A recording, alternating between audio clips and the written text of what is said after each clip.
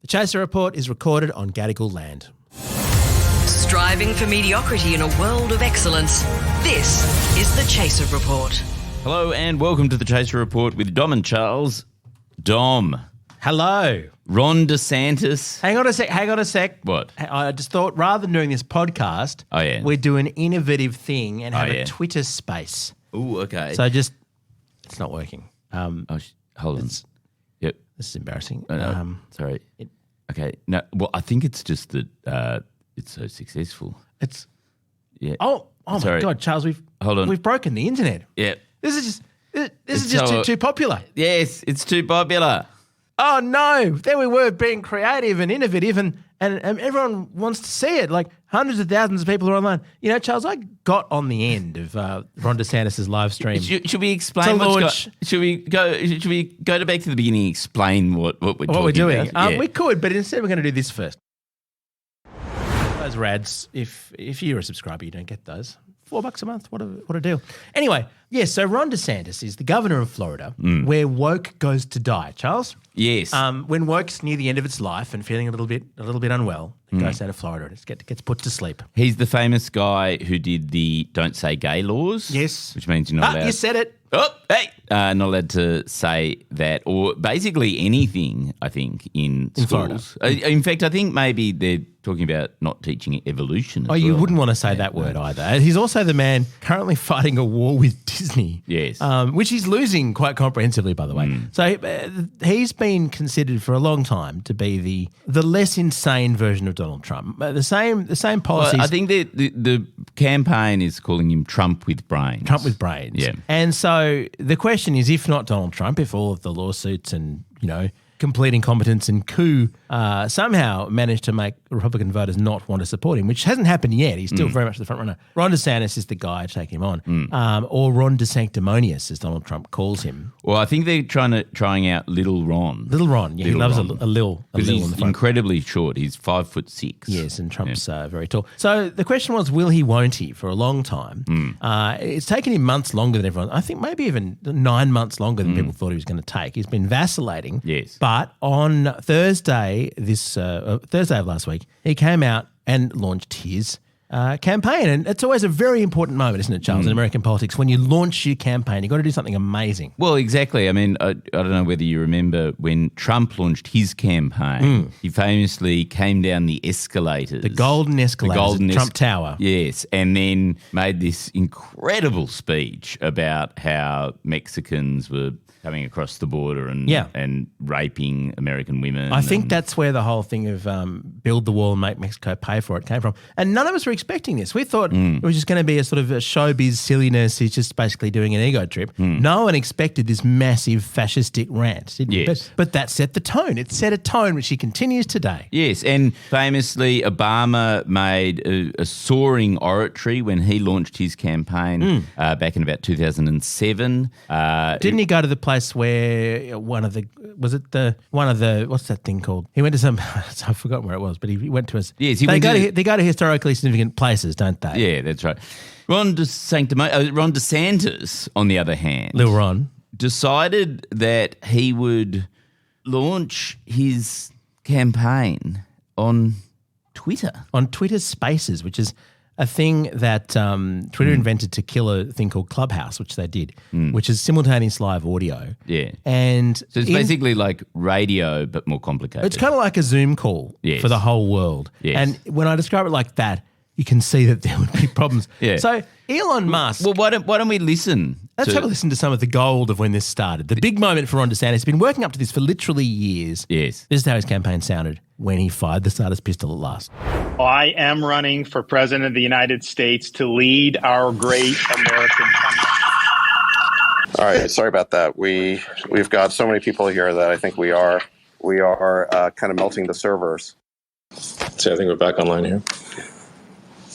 Great. All right. Well, it's certainly an incredible honor to have Governor DeSantis make this stark announcement. Look, a bit of teething issues. I mean, innovative to start with that sort of thing rather than just a big, exciting. He got more news coverage, I think, with the problems than he would have otherwise. Well, it's funny because somebody pointed out if he'd just gone to like a stadium in Florida, like a football stadium, and done it there, every TV network would have had really nice visuals of a packed stadium.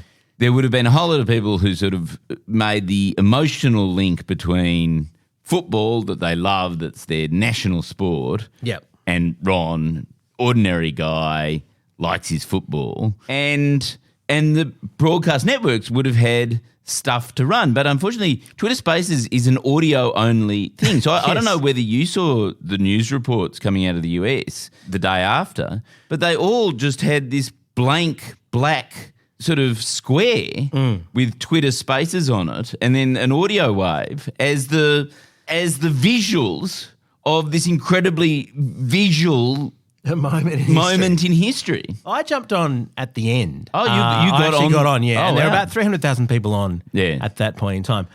Almost everyone whose name I could see in the Twitter Spaces was a political journalist or someone who clearly wasn't a supporter. So I imagine most of those listening were just wanting to watch a car crash in real time. But it did work by the time I was there. Yes. And the bit that I was there for about 10 minutes just before it ended. And during that time, Elon Musk, who was the host of the whole thing, so not only was it on Twitter, but it was a suck-up to Elon event, basically. Elon Musk was kind of co-emceeing it with this other guy. And on multiple occasions, Charles, at least 3 times, Elon Musk interjected in the middle of a conversation to mention Dogecoin. That was the sort of level at which the event was being pitched. It was bizarre. But so it's sort of the 4chan takeover of American politics. Yeah, it really made me think that we have, at some point, someone did something weird with the time machine and we've gone onto one of those alternative timelines like in Back to the Future 2. Things are wrong in the world where where Elon Musk can buy and ruin Twitter and then suddenly hijack a presidential campaign talk about fucking Dogecoin. One detail I liked was that fairly early on in the broadcast, like after they'd sort of got through the audio issues. Which took 20 minutes or something. Elon Musk accidentally gave co-hosting authority to this random Twitter user called @Comet, right? And obviously thinking it was like part of an actual comet. Yeah, or part of DeSantis's campaign or something. And the guy who was just on there, just casual observer, thought it would be funny to stop the spaces to just end the whole session. Which admittedly it was. And afterwards, it did. They had to restart the whole thing.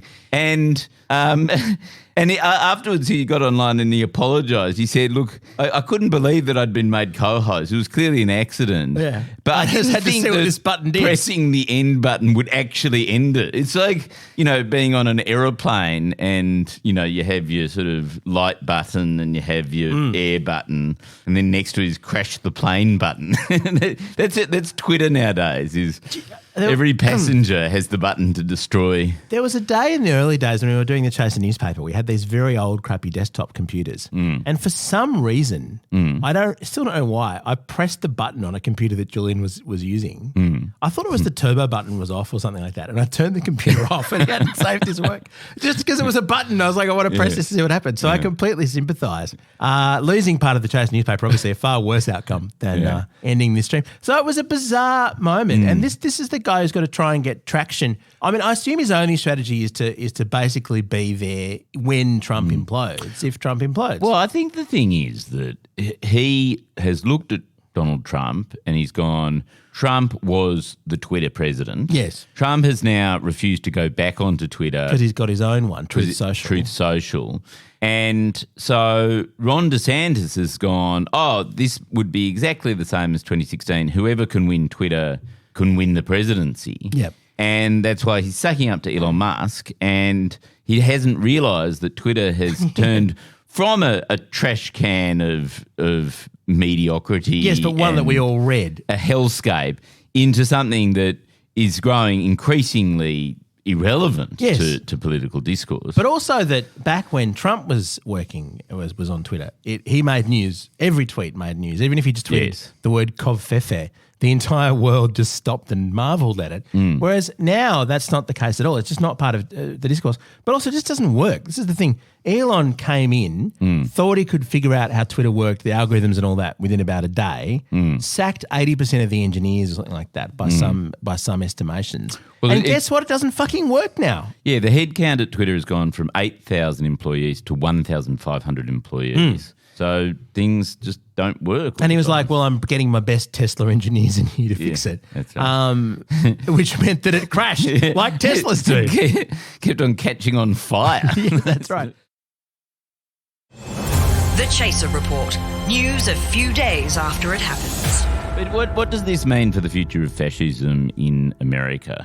Well, I guess, you know what? It will be innovative for fascism to be audio only. I don't think that's been tried before. I mean, even Hitler understood the value of images, of having Leni Riefenstahl or whatever making the movies and the Nuremberg rallies. We have those images. We won't have the images of Ron DeSantis because it's all being done online via audio. Ron DeSantis knows something that we don't. Is there sort of a coming bandwidth apocalypse, which means that the world will have to just go back to audio only? Well, either that or he's realised people can tell that he's small. And once Donald Trump can't because Trump really prides himself on these nicknames. He already used little Marco Rubio last time. Yeah. Tiny Ron is a pretty good...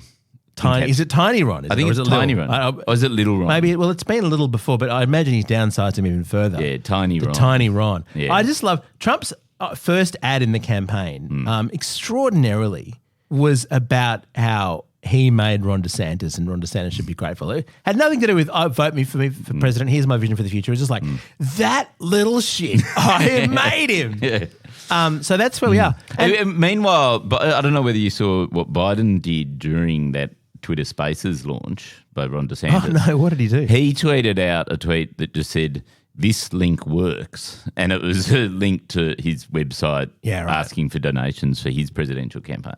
Very clever. Ron DeSantis has, one day after his campaign launched, by the way, countenanced the idea of pardons for everyone involved in January the 6th. There's quite a lot of people locked up. This past week, the guy who broke into Nancy Pelosi's office, the former speaker, and put his feet up on the desk and did all this damage, he's been sentenced to 4 years jail. So the prospect is that if Trump gets into office or DeSantis, that they'll just be let out. There'll be no consequences for the attack on the Capitol. They'll all be forgiven and pardoned. It's a pretty dark place America finds itself in. I mean, at this stage, probably the best chance for American democracy is that Elon Musk's creations continue to fail, right? If Ron DeSantis decides to get, I don't know, a Tesla as his official campaign vehicle, he might not make it through the campaign. Even the Secret Service can't save him from Tesla's tech, I'm presuming. Yeah. It's a very dark place America's in where you've got basically a whole side of politics leaning into a coup and just going, yeah, these were patriots, we should pardon them. I find that extraordinary. Well, and I'm pretty sure there's certain places in America where it is now legal for the state legislatures to overturn the election result, the presidential election, electoral college result, regardless of what happens. We need to check that. They certainly tried to pass those bills, but there was then a federal bill passed that may have stopped them. I'm not sure. Right. I think we need to check it out. No, but they certainly tried to do that. There is no power by the feds to affect state laws on voting. Well, let's get one of the we'll get David Smith in next week to talk about it, because meanwhile it's a pretty extraordinary play. And for Joe Biden, of all people, the dullest president in living memory, who really should be putting his feet up and just polishing the Trans Am and not running for another term. I mean, even his biggest supporters would have to say at this stage it's a bit of a stretch for him to he's the defender of democracy. He's the only hope that America has of not having a president who doesn't think it's a problem to storm the Capitol and pardons those who did. Mind you, I reckon I think there are green shoots. I think what's happening is it's a bit like that America is disuniting, right? And things are happening at a state level. Like Florida has turned into a sort of proto-fascist, sort of dystopic. If you read about the chilling effects of what DeSantis has done on education. And I mean, you basically can't conduct academic research there anymore. Mind you, In some fields. because a lot of huge numbers of books have been banned from schools. Yes. Like we're talking